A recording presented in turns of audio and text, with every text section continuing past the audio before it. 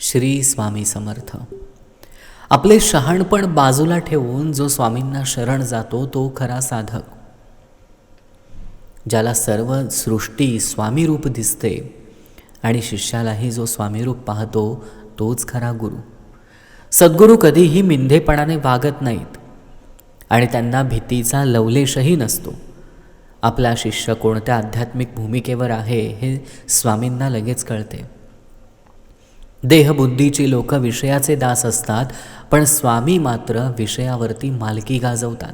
स्वामींजवळ जे समाधान असतं ते आपल्याला लाभलं किंवा त्याची आवड उत्पन्न झाली म्हणजे स्वामींची प्रचिती आली असे समजावे.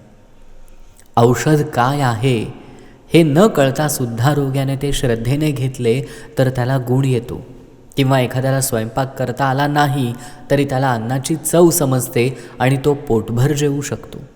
त्याचप्रमाणे एखाद्याला ज्ञानाचा अनुभव येईल, पण शब्दाने त्याला तो सांगता येईलच असं नाही.